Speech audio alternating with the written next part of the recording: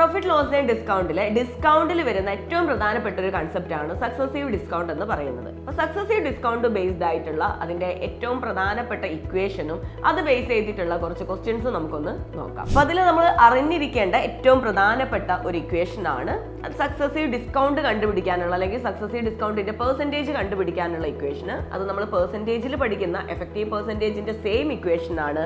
അത് നമ്മൾ ഡിസ്കൗണ്ടിലോട്ട് വരുമ്പോൾ, അതായത് ആദ്യം A% ഡിസ്കൗണ്ടും പിന്നീട് ഒരു B% ഡിസ്കൗണ്ടും സക്സസീവ് ആയിട്ട് കൊടുത്തു കഴിഞ്ഞാൽ അവിടെ കിട്ടുന്ന എഫക്റ്റീവ് ഡിസ്കൗണ്ടിന്റെ പെർസെൻറ്റേജ് എന്ന് പറയുന്നത് A+B - AB/100% ആയിരിക്കും. ഇതാണ് നമുക്ക് എഫക്റ്റീവ് ആയിട്ടുള്ള ഡിസ്കൗണ്ട് പെർസെൻറ്റേജ് കാണാനുള്ള ഇക്വേഷൻ എന്ന് പറയുന്നത്. A single discount equivalent to 2 successive discount of 20% and 10% on the market price of an article. Direct question ആണ് അല്ലേ? 2 ഡിസ്കൗണ്ട് പെർസെൻറ്റേജ് തന്നിട്ടുണ്ട്, അതിന്റെ എഫക്റ്റീവ് ഡിസ്കൗണ്ട് പെർസെൻറ്റേജ് നമുക്ക് കണ്ടുപിടിക്കണം. അപ്പൊ നമ്മൾ ഇക്വേഷനിൽ കൊടുക്കുന്ന സമയത്ത് ഇവിടെ A എന്ന് പറയുന്നത് A% എന്ന് പറയുന്നത് 20%ഉം B% എന്ന് പറയുന്നത് 10%ഉമാണ്.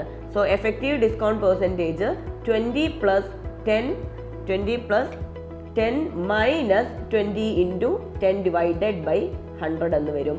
ദാറ്റ് ഈസ് ഈക്വൽ ടു 30 - 2 28% അവിടുത്തെ effective discount percentage. So option C ആണ് നമുക്ക് ആൻസർ എന്ന് കിട്ടും.